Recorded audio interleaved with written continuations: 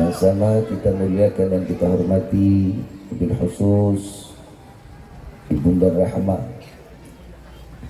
bil khusus Majlis Ta'lim Mutif, muslimah cantik, inspiratif, insyaallah mudah-mudahan menjadi wanita-wanita salihah, wanita-wanita yang dibanggakan syurganya Allah, wanita-wanita yang disebabkan kesalehaannya menjadi wanita atau bidadari syurganya Allah. Amin ya rabbal alamin.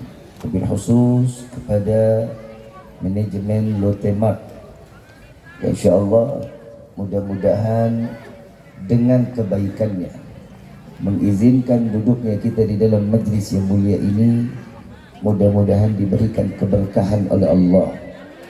Dan insyaallah mudah-mudahan perkumpulan ini perkumpulan yang dipandang dengan kasih sayang Allah. Semua hajat kita dikabul oleh Allah. Amin ya rabbal alamin. Wabil khusus hadirin wal hadirat, mu'minin mu'minat, fahamdan li rabbin hasana bi Muhammadin wa anqadhana min dhulmati jahli wad dayajiri ila nuril islamin wa ilmin wa hikmatin wa imanin wa yumnin wa khairil awamiri. Alhamdulillah, alhamdulillah ala ni'matil islam wal iman wa kafa biha min ni'mah. Alhamdulillahilladzi hadana bi abdihi al-mukhtar man da'ana ilayhi bil idni wa kad nadana labbaika ya man dallana wa hadana. Shalla alayka Allahu bari'uka alladhi bika ya mushaffa'u khassana wa habana ma'alika al-adhari ma'dini sirrika al-asma' fahum sufunun najati himana. Labbaik ya Rasulullah, labbaik ya Nurullah, labbaik ya Habibullah. Pertama-tama limpahan puji serta syukur kita panjatkan kehadirat Allah Subhanahu wa taala yang maha agung, yang maha luhur, yang maha bijaksana, yang alhamdulillah dengan apa yang telah dititipkan oleh Allah, dengan nikmat yang berlimpah, khususnya nikmat Islam, nikmat iman, nikmat sehat wal afiah, nikmat umur yang panjang yang insyaallah mudah-mudahan kenikmatan ini tidak Allah hapus sampai ajal menjemput kita. Dan kita juga minta kepada Allah, sebentar lagi akan datang bulan yang didambakan untuk umat Nabi Muhammad sallallahu alaihi wasallam. Mudah-mudahan panjangnya umur kita sampai mendapatkan kenikmatan di dalam bulan suci Ramadan. Amin ya rabbal. Salawat beserta salam terlimpah curah kehadiran Nabi besar Muhammad sallallahu alaihi wasallam serta keluarga, sahabat hingga umatnya sampai yaumil qiyamah. Amin ya rabbal alamin. Kesempatan kali ini ayuhal hadirun, kita masuk di dalam tema bisnis yang membawa ke surga. Bisnis apa sih? Ini nih. Kalau bisnis korma itu memetik buah surga. Bisnis sesuatu yang membawa kita ke dalam surga, bisnis yang di dalamnya kejujuran. Di surga bisa dibisnisin nggak? Surga ada uang pangkalnya. Ada. Sesuatu bisnis apapun yang diperdagangkan dalam hal apapun, jika di dalamnya ada kejujuran serta halal, maka inilah bisnis yang dijadikan sebagai tombak ukur untuk setiap manusia masuk ke dalam surganya Allah. Sayyidina Uthman ibn Affan radhiyallahu anhu waradahu, seorang pembisnis. Sahabat Nabi, emang zaman dulu ada pembisnis. Abdurrahman bin Auf, seorang pembisnis kaya raya. Siapa lagi, Bib? Sayyidina Abu Bakar Siddiq radhiyallahu anhu waradahu. Mereka orang-orang yang kaya di dalam bisnisnya. Dengan bisnis yang mereka lakukan, semua di dalam bisnis tersebut terdapat pantauan Nabi Muhammad sallallahu alaihi wasallam. Ingat, ada sesuatunya bisnis yang bikin kita kecemplung ke jurang neraka jahanam. Yang bagaimana, Bib? Yang makan dengan hasil ribanya. Ada sesuatunya, Bib, memang hukumnya riba apa? Haram. Mau dia 0%, mau dia 1%, haram, gak boleh. Saya mau punya sedikit cerita. Ada satu tetangga saya, hajinya 6 kali. Mau dipanggilnya haji. Repot banget itu orang ya. Perdagangannya menjual pakaian. Saya lagi bilang pasarnya kecil, tapi kok luar biasa kekayaannya. Husnudzon, mungkin dia ngekspor. Subhanallah, saya ngontrak di rumahnya. Saya bilang, Haji, ini saya ngontrak 1 tahun ya. Kontrak pertamanya 7,5 juta. Ya Habib, silahkan kontrak saya. Belum dapat 1 tahun 8 bulan udah diminta uang kontrakan tahun berikutnya. Mulai tanda tanya nih saya nih. Oh, ini nih yang bikin dia kaya nih. Saya bilang kasih waktu saya sebulan, saya bayar lagi. Yang namanya dai, orang bilang ulama, hadiah berapa sih? Begitu dia minta, Habib tahun besok kontrakan naik jadi 12,5 juta.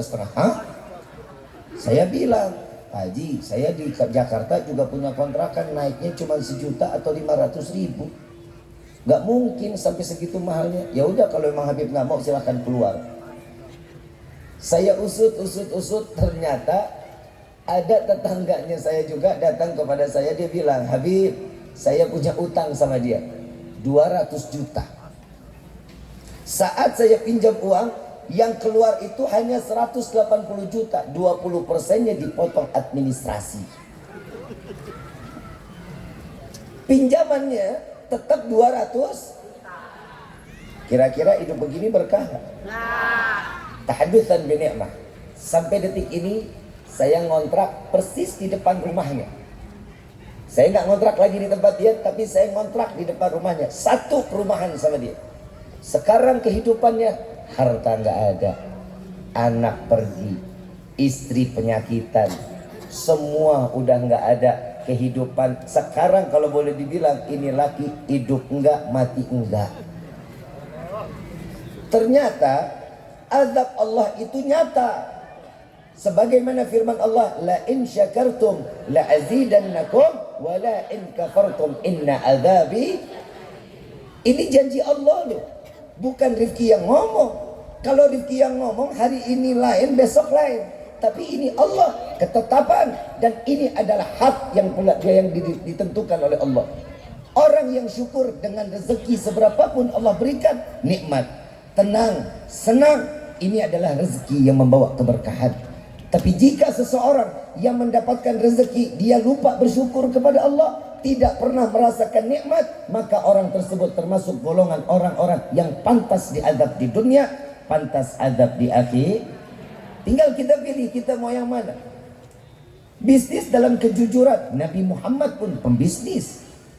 Bekerja untuk Siti Khadijah radhiyallahu anha wa radhaha. Satu bahan pun tidak pernah merugikan majikannya. Waktu itu Siti Khadijah masih jadi bangsawan. Rasulullah masih kerja dengan Siti Khadijah. Saat Rasulullah pulang bawa rezeki kembali kepada Siti Khadijah, Siti Khadijah bilang, ini kok impas. Apa jawaban Rasulullah? Saya nggak ngambil untung dan saya tidak bisa merugikan. Yang penting modalnya balik. Kira-kira nih model kita sekarang begitu ada apa enggak? Yakin? Oh, liar, aing liar. Kadang manusia kan begitu, mau untungnya 100%, ruginya nggak pernah mau, sedekahnya bakhil. Ini kira-kira yang begini nih. Ini kalau saya nih malaikatnya, alhamdulillah bukan saya. Ini kalau malaikat saya di dunia gue gebugin, di akhirat ada gebugin. Kenapa hidup kok nggak ada syukurnya sih? Saya mau tanya, mau hidup berkah apa mau jadi orang kaya? Enggak mau jadi orang kaya.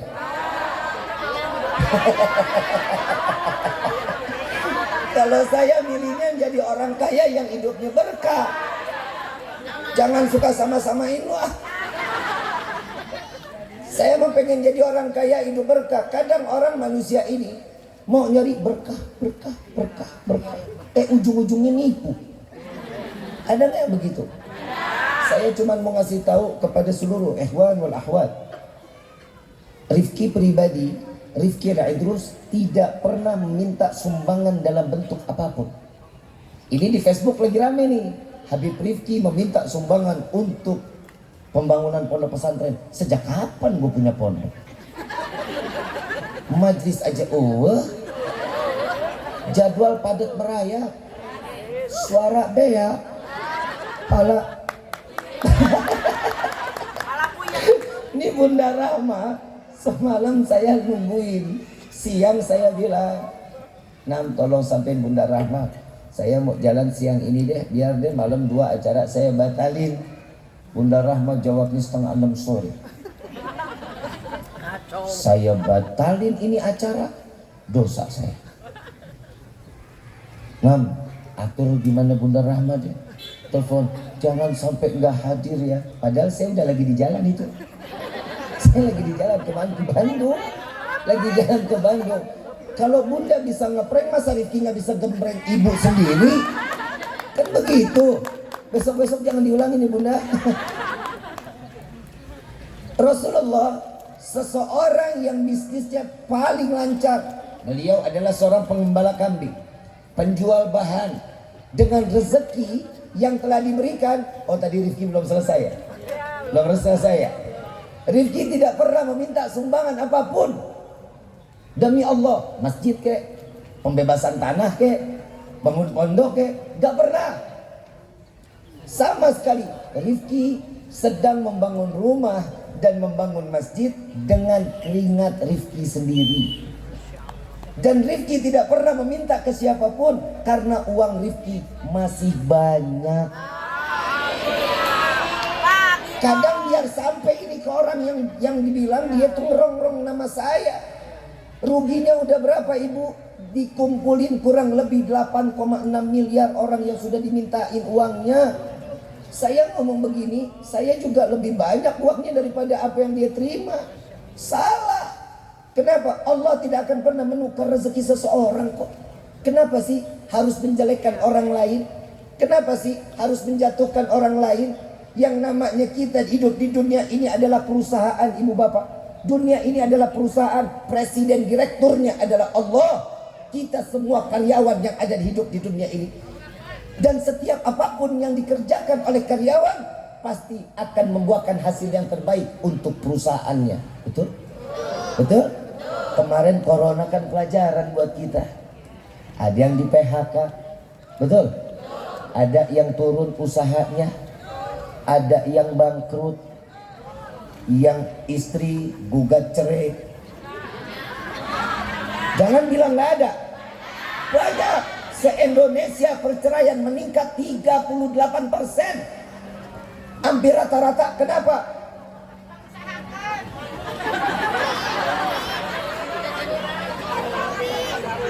Pak, Bapak,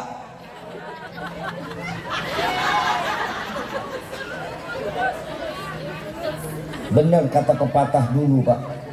Ada uang adik saya, gak ada uang adik. Dan rata-rata yang menggugat cerai perempuan. Makanya Pak, saya cuma mau ngasih tahu Bapak, kalau Bapak dapat gaji jangan pernah dikasih semua ke istri Pak. Bu, maaf saya ngomong begini, ibu mau terima mau enggak bodoh amat. Sampai suruh ngundang saya. Bu, ibu cantik, dengar nih ya, dengar baik-baik. Kenapa? Karena perasaan perempuan itu 9 Allah kasih tingkatannya. Laki-laki punya akal 9, punya perasaan 1. Perempuan perasaan 9, akal. Makanya dikit-dikit apa-apa pakai perasaan. Perasaan nggak begitu deh. Perasaan nggak begini deh. Perasaan apa aja disangkut disangkutin nama perasaan. Betul nggak? Ini kok kurang garam, perasaan udah masuk garam padahal belum. Setiap yang diomongin perasaan. Dan Al-Imam Ghazali mengatakan betul Pak, betul, sangat betul. Perempuan itu perasaan diibaratkan bagaimana cermin Pak. Kenapa? Karena cermin itu akan indah jika dia selalu diseka dengan penuh kasih sayang. Betul? Ini hubungannya perasaan sama cermin apa? Makanya Bapak lihat bangun tidur perempuan yang dicari apa? Emang keluar selesai mandi pakai kerudung, dandan, lagi makan.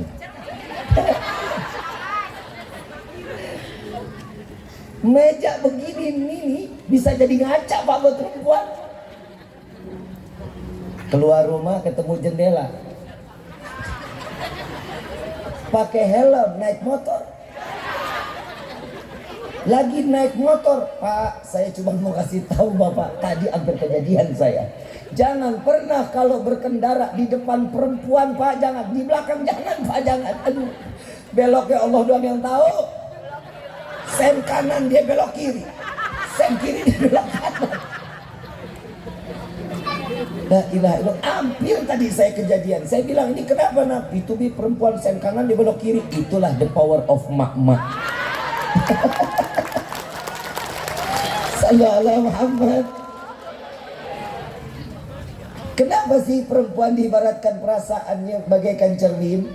Ternyata perempuan kalau naik motor itu spionnya nggak pernah mau lihat ke belakang Pak. Gak bakal mau kemana. Ternyata saya survei Pak.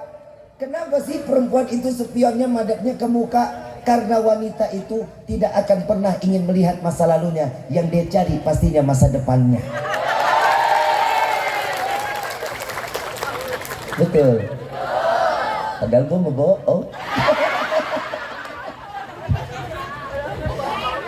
Kenapa diibaratkan perasaannya bagaikan cermin? Cermin kalau saat indah kita beli bagus luar biasa, begitu jatuh hancur cerminnya. Betul? Begitupun perasaan wanita Pak. Jika dia seorang laki-laki menyakiti hati wanita, hancur hatinya Pak. Tapi demi Allah, wanita paling gampang memaafkan, tapi tidak akan untuk melupakan rasa sakitnya. Mantap. Berapa kali Pak? Baru saya sanjung berapa kali? Habis ini saya habisin Pak. Masa yang ceramah laki-laki, masa mau ngekalahin laki-laki? Coba giliran ustazah yang ceramah, wah, laki semua salah Pak, nggak ada benernya.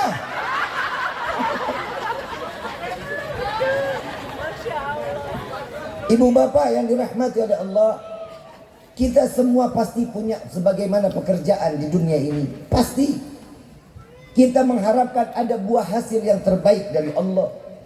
Bisnis yang bisa masukkan kita ke dalam surga, yang pertama bisnis dengan Allah. Bagaimana contohnya Habib? Apa yang dijalankan pun semuanya dipasrahkan kepada Allah. Hidup kita sedang ikhtiar sekarang, menuntut dari rezeki apa yang kita cari, ini adalah ikhtiar. Tapi serahkan semuanya kepada Allah. Tawakal. Jangan memaksakan sesuatu yang bukan haknya. Kenapa? Karena itu termasuk golongan orang yang zalim. Bib, ibu bapak tahu nggak ciri-ciri orang zalim? Tahu nggak? Contoh deh, contoh. Ini apa? Gelas. Kalau gue cium air, ini apa namanya? Tempatnya apa? Kalau saya taruh nasi boleh nggak? Yang nggak ngebolehin siapa? Maaf, gelas saya. Nasi gue yang masak. Saya masukin ke sini, saya mau masukin hidung, terserah saya. Betul? Boleh nggak saya taruh nasi? Tadi bilang nggak boleh, sekarang boleh. Ini gelas, orang sudah paham ini tempat kondisi nasi, sesuatu yang bukan pada tempatnya itu termasuk zalim. Paham? Ada lagi nggak ya? Ada. Bu, ibu punya lipstik? Laki-laki boleh nggak pakai lipstik? Maaf, saya lagi mencoba berusaha mencerdaskan wanita-wanita. Saya mau tanya, ibu punya lipstik? Laki-laki boleh pakai lipstik? Nggak boleh. Lah, duit nafkahnya dari siapa? Boleh kali suami pakai. Pantas apa enggak? Termasuk zalim. Paham? Ibu punya daster, bapak pinjam. Boleh apa enggak? Boleh apa enggak? Pantas enggak? Termasuk sesuatu yang bukan pada hak dan tempatnya, zalim termasuk. Banyak orang yang memperkayakan dirinya dengan menjatuhkan orang lain, banyak yang mengambil hak orang lain, banyak. Contoh yang ditangkap KPK nih. Sieun aing. Duitnya loba tuh. Seueur.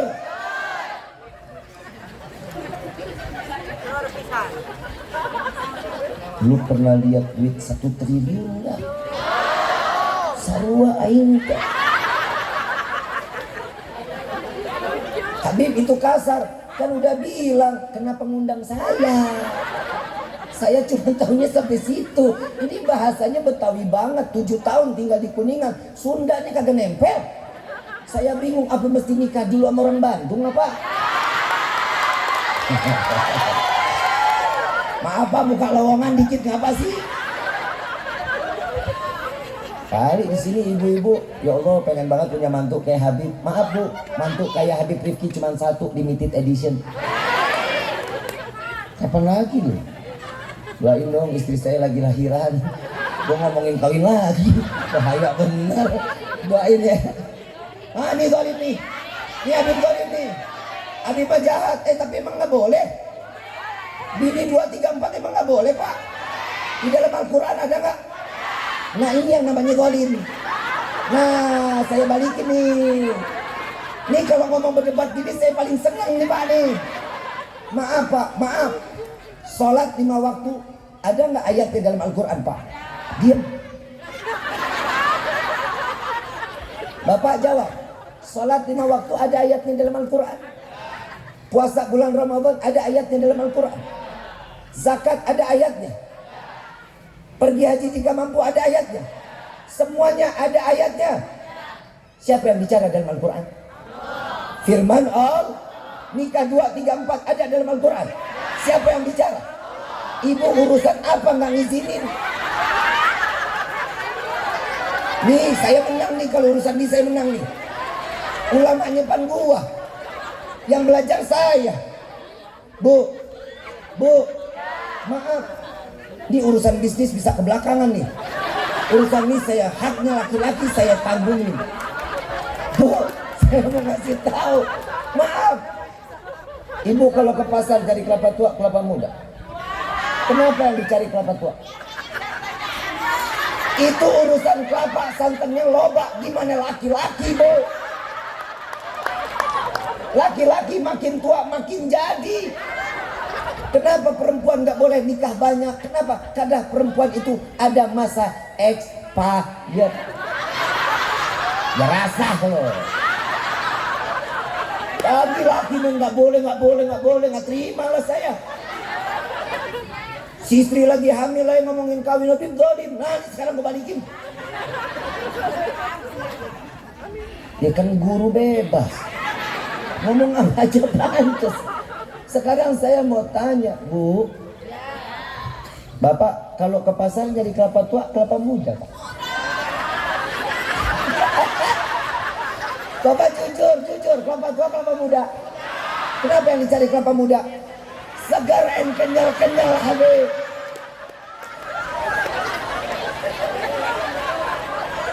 Ibu Bapak maaf, di rumah tangga ada bisnisnya nggak? Di dalam rumah tangga ada bisnisnya nggak? Ibu berakhlak kepada suami, bisnisnya sampai ke dalam surga. Ibu terima apa yang telah diberikan oleh suami dengan rasa syukur, bisnis yang akan membawa ke surga. Ibu dandan buat suami, bisnis yang akan memasukkan ibu ke dalam. Nah ini yang terakhir tuh saya omong, udah apa belum? Apaan? Kadang-kadang. Besok-besok ngasih duit kadang-kadang Pak. Dan kadang-kadang aja. Rumah tangga itu ada bisnisnya. Istri itu betul sebagai bidadari surga. Istri yang mana? Yang soleha dong. Model kayak yang begini lah. Sorry. Saya mau ngasih tahu di surga paling banyak neraka. Yang di neraka paling banyak perempuan apa laki? Sembarangan lo, laki-laki aja. Ini emosi gua. Saya jujur, saya keluar badan saya meriang, kepala sakit, begitu sampai sini sehat saya. Darah saya mendidih. Bu, Nabi mengatakan di neraka paling banyak tuh perempuan. Lo cabein lu. Yang paling banyak di sorga siapa? Laki-laki, perempuan gak ada. Allah.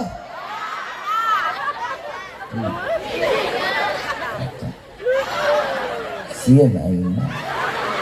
Orang ngomongin neraka lu mah kagak ada yang nangis. Bilang perempuan di neraka, Siti Fatimah ditanya, Rasulullah nggak makan nggak minum 3 hari. Rasulullah diam aja di meja. Sholat keluar selesai duduk lagi, ditanya sama Siti Fatimah, ya Rasulullah, apa yang membuatmu sampai detik ini tidak makan, nggak malas ngapa-ngapain? Apa yang kau lakukan? Apa yang kau pikirkan? Saat aku Isra wal Mi'raj, aku diperlihatkan melihat neraka yang isi di dalamnya banyaknya perempuan. Siti Fatimah langsung nangis ngegerung. Dosa apa mereka ya Rasulullah? Orang Bandung dibilang neraka banyaknya perempuan. Cengangas cengenges. Pantesan perempuan sekarang kalau di dapur lama Pak, lagi terapi api.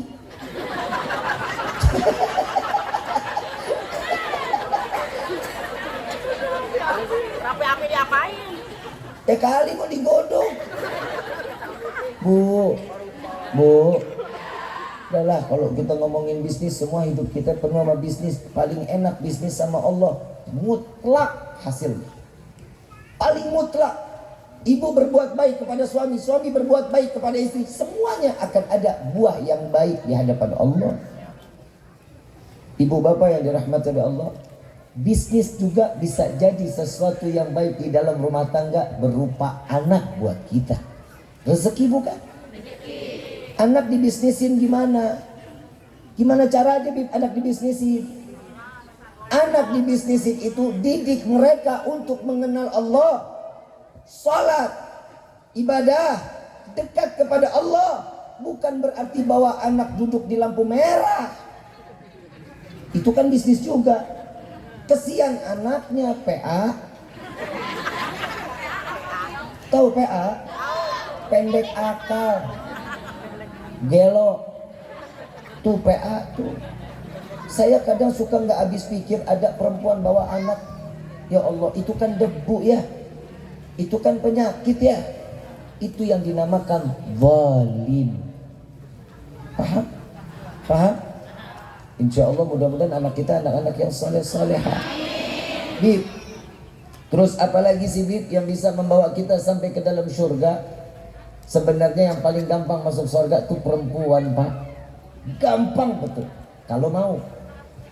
Kalau nggak mau surga nggak? Ngimpi. Habib mah ceramahnya nggak pernah enak. Kenapa? Ini namanya pecutan. Biar apa? Biar kita makin giat ibadah kepada Allah. Tapi memang kita kalah Pak sama perempuan. Kekuatan kita mah beda Pak. Perempuan ngandung anak 9 bulan di dalam kandungan kita, ya Allah, kiri 5 menit, kanan 5 menit. Betul? Laki mah gak ada yang sanggup Pak gendong anak. Coba lihat ke perempuan. Kalau lagi punya gendong anak, anak udah umur berapa bulan, beratnya 6 kilo, 7 kilo, dipinggulin aja Pak. Dipinggulin, tangan kanan milih baju. Tuh kehebatan perempuan. Betul nggak? Begitu kan itu kan? Kenapa? Karena kekuatan perempuan laki nggak punya. Kenapa? Itu kekuatan hadir karena cinta. Bapak gendong anak kiri 2 menit, kanan 2 menit, lempar lagi sini, lempar sini, masukin keranjang tuh. Udah nggak sanggup Pak. 1-0 Pak, kita kalah sama perempuan Pak. Yang kedua, setiap negara pasti punya ibu kota. Disalah kenceng lagi. Malu ngapa? Setiap negara punya ibu. Kalau saya bilang setiap kepala negara punya ibu, pasti itu jawabannya. Gak ada. Salah kenceng lagi. Setiap negara punya ibu, gak ada bapak kota. Betul? 2-0 kita kalah. Sesuatu yang tertempel dengan wanita, wanita akan naik kemuliaan dan keagungannya. Laki-laki gak bakal bisa Pak. Contoh, presiden punya istri, dipanggilnya siapa? Ibu presiden. Angkat gak derajatnya? Coba yang presiden perempuan, suaminya dipanggil siapa? Bisa bapak presiden? Gak bisa. Masa dia presiden 2? Gak bisa. Yang dipanggil Pak Haji ini. Pasti begitu. Berapa 0? 3-0 Pak, kita kalah. Surga ada di bawah telapak kaki siapa? Perempuan apa laki? Perempuan.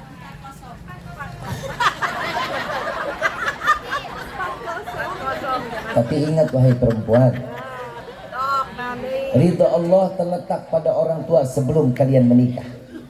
Tatkala kalian sudah ada laki-laki yang datang, saya terima nikah dan kawinnya fulana binti fulan dengan mas kawin tersebut dibayar tunai, maka ridhanya Allah yang terletak kepada orang tua pindah kepada seorang suami. Kunci surga seorang istri ada sama suami. 84 Pak, kontan kita menang Pak. Ibu punya surga di bawah telapak kaki, emang bisa masuk sendiri? Kudu ada kuncinya. Barangan aja. Pokoknya laki mah saya nggak bakal ngejatohin Pak. Saya kan juga laki-laki.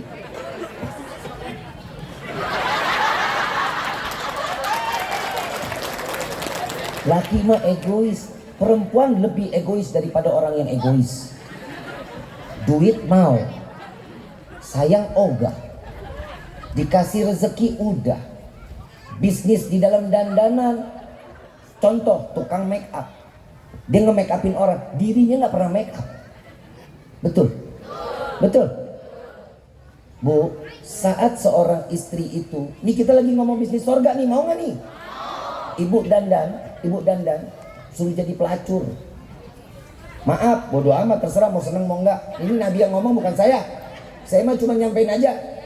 Perempuan kudu jadi pelacur. Ini kalau saya ngomong sampai sini doang, ini pulang mandi, selesai mangkal nih. Bahaya nih Pak. Alasannya apa? Itu Habib bilang kita jadi para istri suruh jadi pelacur. Bukan begitu.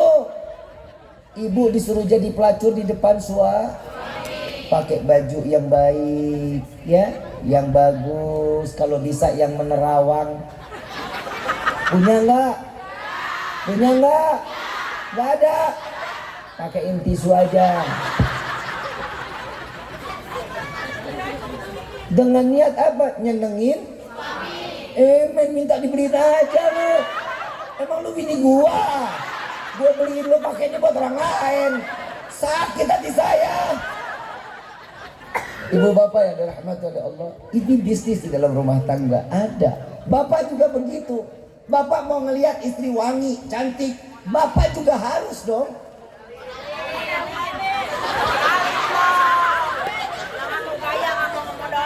Pak, kayaknya saya terakhir nih buat ceramah di motif Pak. Perempuan luar biasa Pak, gak pernah ada yang mau ngalah. Tapi ntar lihat di akhirat ya, hati-hati. Laki tanggung jawab, perempuan urusan mah cuma urusan dunia. Bisnisnya perempuan masuk ke surga, urusannya cuma sampai dunia, akhirat. Laki tanggung jawab dunia dan akhirat. Makanya istri bisa masuk surga atau tidaknya tergantung bagaimana. Ajab ajib. Ini bini siapa sih, gacor bener mulutnya.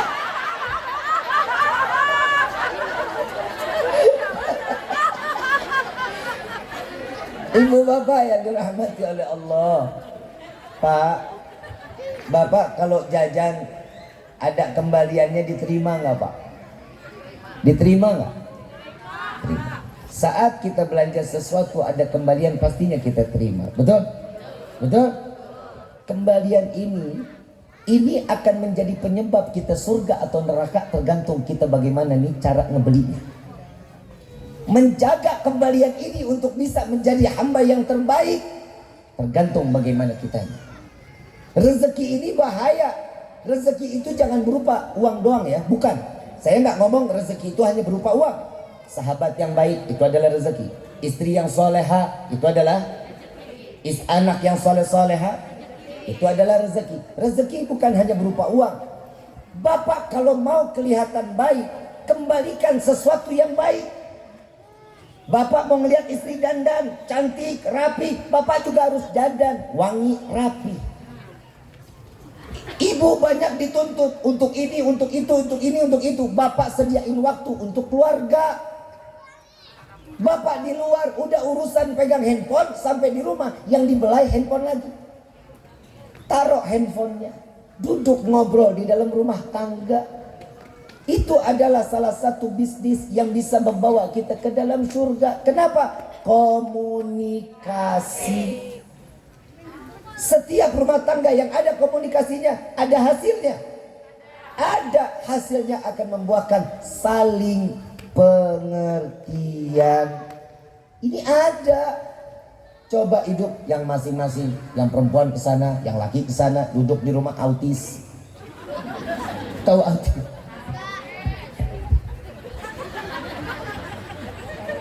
Makan dong, halo. Kopi dong. Ginain diri. Sekarang istri galak-galak loh Pak. Kalau saya sebut sekarang setiap ceramah, perempuan sekarang mas perempuan soleh, lakinya mas soleha. Dunia terbalik Pak, dunia terbalik. Kenapa? Karena kekuatan rumah tangga itu powernya istri sekarang. Laki-laki nggak ada hak. Contoh, gajian bapak bulanan dikekep sama istri. Gaji 3.800.000, taruhlah 3 juta lah, 4 juta lah ya, amin. Walaupun ada yang lebih, alhamdulillah. 4 juta dikasih istri. Dihitung tuh sama istri, bapak bensin, rokok, makan. Nih cukup 1,5 juta. Sisanya kemana? Kantong dia. Pak, laki itu punya kebutuhan. Bapak wajib untuk ngasih orang tua, bukan diatur sama istri Pak. Jangan pernah melarang seorang suami untuk memberikan rezeki kepada orang tuanya. Jika kalian kita mau hidup berkah, suruh suami ingatkan kepada orang tuanya. Ini adalah keberkahan dalam rumah tangga kita. Ada seorang istri, apa sih ngasih ibu mulu? Saya aja segini, ibu ngasihnya gedean. Itu nggak boleh tuh. Ya, bu, ibu mau ngelihat suami sukses. Campur di dalamnya dengan doa. Sholat duha jangan ditinggal. Minimalnya 4, 6, 8, 10, 12. Mau lebih silahkan. Jangan apa-apa yang sedikit itu kira dia bakal jadi berkah. Enggak. Saya mau tanya, hidup pengen berkah apa mau jadi orang kaya? Yang udah ngomong kaya tadi. Hidup kaya yang berkah. Hidup kaya yang berkah yang gimana? Apa sih arti berkah? Tahu? Pernah makan cabai? Pernah lihat buah cabainya? Pernah pegang cabainya? Apa rasanya? Pernah pegang pedasnya? Pernah lihat pedasnya? Bisanya di apa? Dirasa. Berkah itu tidak dapat dilihat, tidak dapat dipegang, tapi bisa dirasa. Contohnya, uang di kantong belum habis, udah datang lagi. Itu namanya berkah. Paham? Duit aja paham. Wanita-wanita luar biasa. Makanya Pak, Allah mengizinkan wanita itu syahwatnya di telinga Pak, laki-laki di mata. Wanita kedengeran diskon loncat Pak, laki tutup mata Pak. Jujur, bener gak Bu? Mall ini lagi diskon nih, jalan gak? Tuh walaupun gak beli. Perempuan kan begitu Pak, dari pagi sampai malam. Yang dibawa cuma sebiji. Itu juga plastik kosong. Saya lagi bingung, perempuan ngapa betah banget. Ternyata telinga itu syahwat. Dari jam 10 sampai tutup, kuat perempuan. Kenapa? Ngedengar, Bu, coba yang ini Bu, Bu, yang ini Bu. Ini ngedengar, ini pengen, ini pengen, ini pengen, ini pengen. Ini. Tapi kalau laki-laki, matanya ini luar biasa. Syahwat jadi mata. Kenapa? Makanya perempuan itu kalau dilihat semok, demplon, denok, laki matanya istiqomah Bu. Jujur aja dah, jujur. Sarua aing juga. Subhanallah, subhanallah, subhanallah, subhanallah, subhanallah, subhanallah. Sampai hilang. Kenapa? Karena syahwatnya ngelihat yang di rumah apek. Maaf Bu, mau terima mau kagak ya terserah. Rambut dicepol, muka berminyak, bisa goreng tempe. Begitu diendus, bawa kompor. Mana ada laki yang betah di rumah. Mau bisnis yang benar. Bisnis ini sampai ke akhirat. Hubungan suami istri juga bisnis. Jangan dikira setiap apapun kehidupan kita nggak ada bisnisnya. Ada. Allah ini mengatakan ini perusahaan. Dunia ini perusahaan. Boleh dong kita bisnis sama orang dalam? Boleh nggak? Boleh nggak? Yang penting nggak khianat. Kan begitu. Ini perusahaan, presiden direkturnya Allah kasih. Ini modalnya, jalani. Ini kehidupan kita. Kalau ibu mau dipandang sama suami, dandan. Oi, modalin. Minta sama laki lo, nggak minta sama gua. Modalin aja. Dikira kita koperasi kali. Bu, maaf ya. Saya mau bikin iri Bapak. Boleh Pak? Boleh Pak? Maaf, saya punya istri umurnya 25 tahun Pak. Jarak sama saya 13 tahun Pak. Paham Pak? Lu kebayang kan Pak? Kebayang gak? Bangun tidur, dandan. Saya pulang ceramah, dandan. Video call saya. Ini yang bikin ngebet, saya pengen pulang. Tunggu dulu. Lah kan gue lagi ceritain bini gue, emang gue ceritain bini orang. Saya jujur, saya keluar dari rumah Kuningan sebelum umroh 2 minggu lalu. Saya pulang umroh sampai sekarang, pulang ke Kuningan cuma sekali, ketemu istri cuma sekali. Lu tahu nggak perasaan gua? Bunda Rahma, besok-besok kalau ngundang tepat waktu dong. Jangan jadi siksaan buat saya begini. Kan lumayan kalau saya pulang ke Jakarta kan secelup 2 celup makan. Tehnya, cobain tehnya. Sugon aja. Aduh, hancur. Terusin nggak? Terusin nggak nih? Habib nih lagi sedeng Habib nih. Ya kebayang 4 minggu hampir gak ketemu istri lu. Bu, maaf, saya kalau pulang ceramah istri saya bawa sorban, imamah saya, jubah saya, semua dibawa sampai ke dalam kamar. Saya tunggu di ruang tamu, keluar Pak bawa baskom air hangat, pakai serai, pakai garam. Kaki saya direndam persis banget kayak ayam ungkep.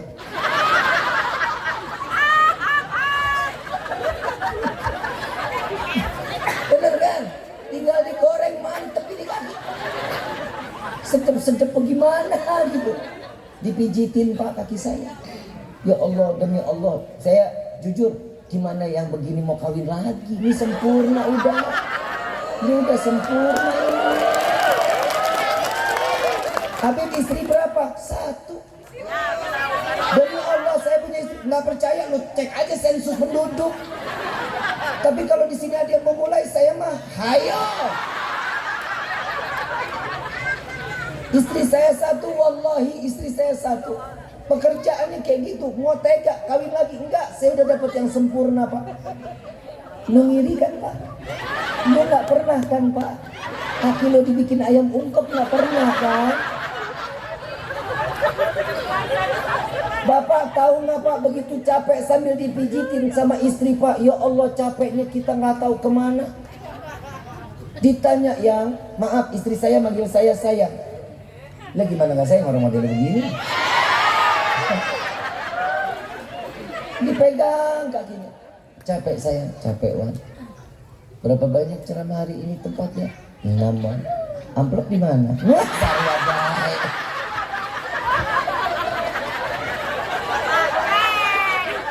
Itu namanya wani. Karena wanita itu nggak bisa jauh dari duit. Matre juga. Di sini nggak ada matre. Nggak matre. Enggak. Kalau yang bilang enggak berarti gangguan jiwa. Saya alal hak aja, perempuan mana yang nggak matre sekarang? Matre perempuan mah. Saya cuma mau ngasih tahu, kalau ibu matre, perempuan matre, silakan istiqomah. Kenapa? Karena matre itu dibutuhkan untuk perempuan. Kenapa? Karena cantik itu butuh modal Bapak.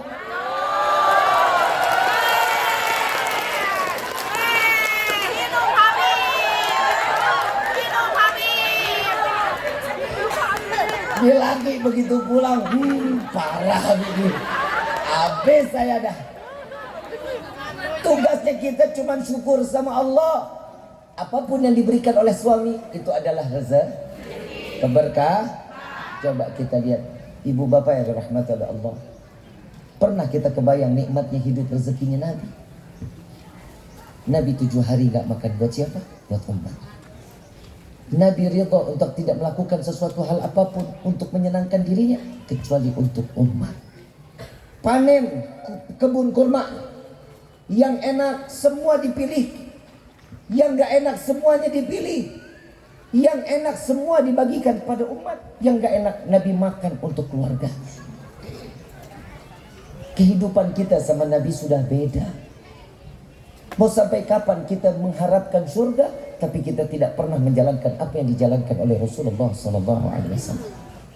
Ibu bapak yang dirahmati oleh Allah, jujur kita bisa sampai di titik ini, sampai kepada titik sekarang ini semua karena berbuah perjuangan Nabi Muhammad SAW. Kalau bukan karena Nabi, kita bukan apa-apa. Ibu bisa begini, bapak bisa hidup begini, semua apa? Perjuangan Nabi. Bib, saya rezeki nggak punya, saya kehidupan kurang mampu. Tapi ingat, kebahagiaan itu adalah yang diberikan oleh Allah. Kebahagiaan itu adalah rezeki. Ibu bapak, kalau kita dengar cerita Nabi, hidup Nabi gak pernah bahagia ini.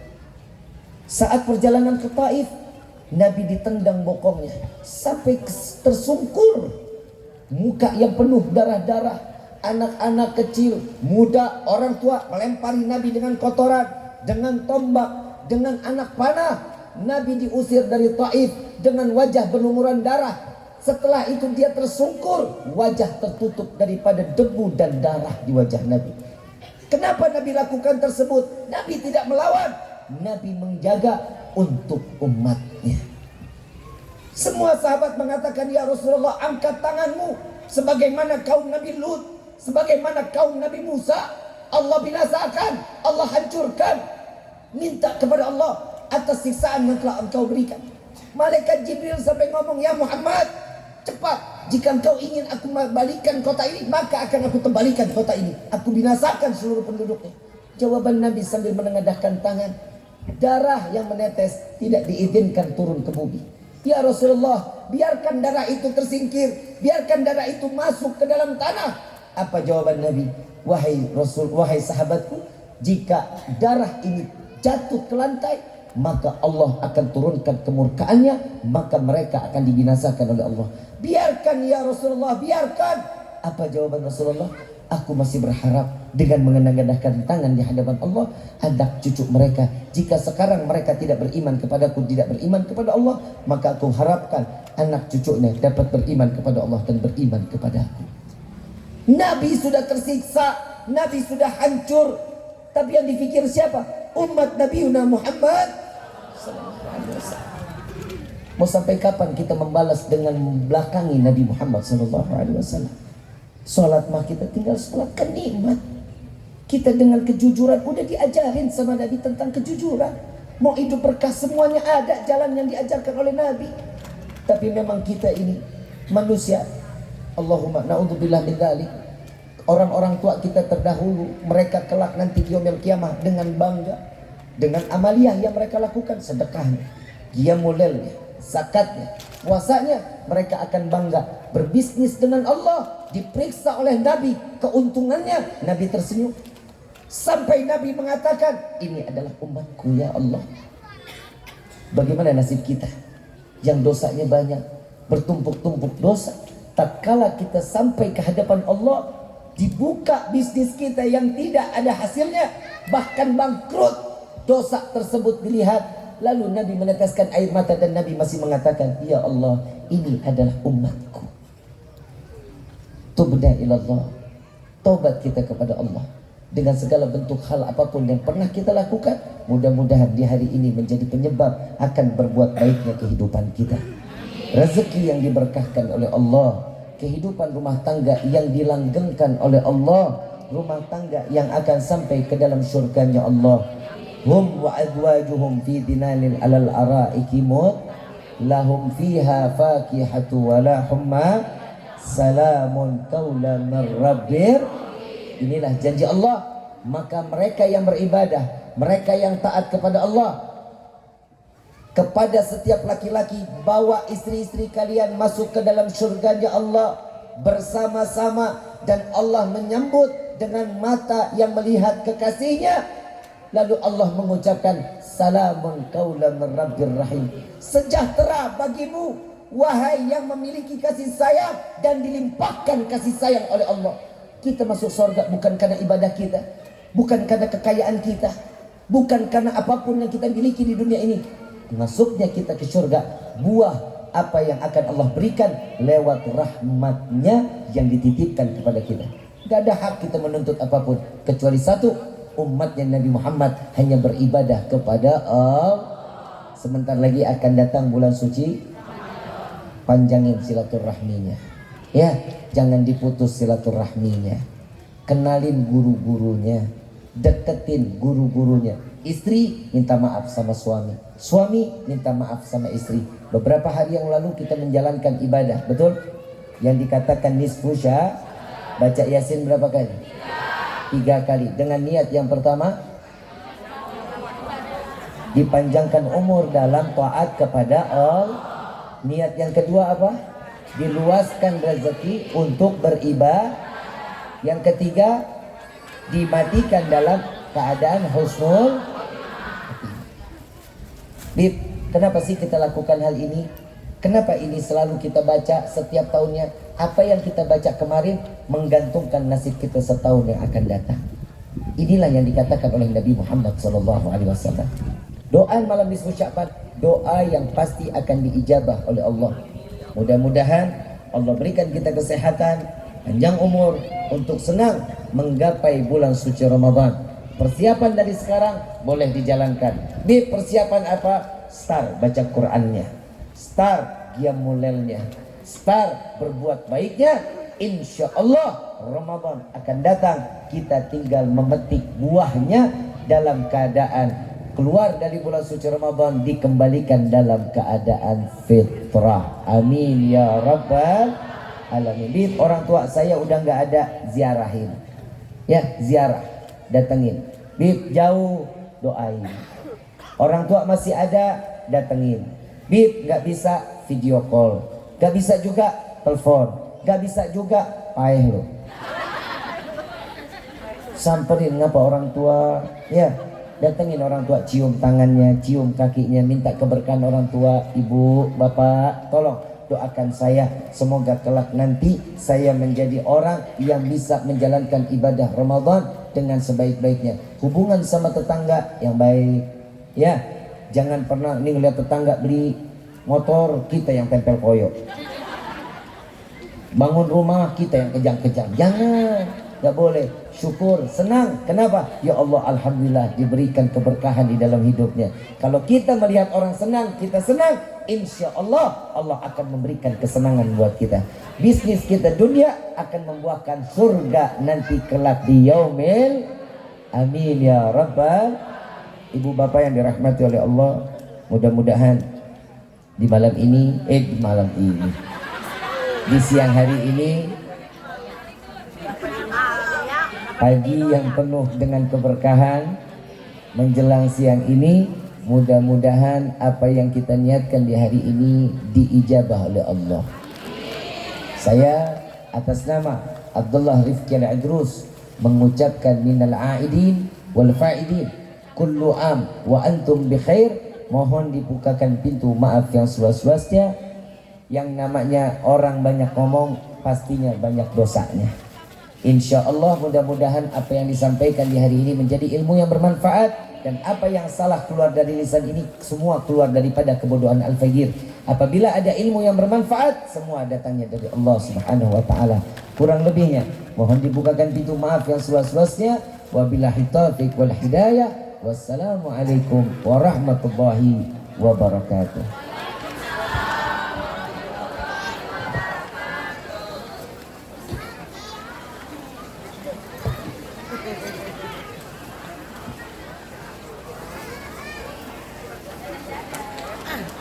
Habib, menikah Sep.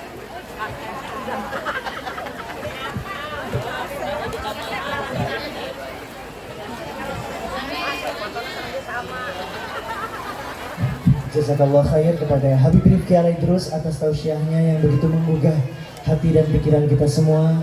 Semoga semakin cinta kepada Allah dan Rasulnya dan mempersiapkan diri menuju ke Ramadan yang dimuliakan dan Ramadan yang paling maksimal. Ada tanda cinta dari kami panitia Majelis Tari Motif yang akan diserahkan oleh Ibu Ketua Bunda Rahmadiawati. Kepadanya disilakan.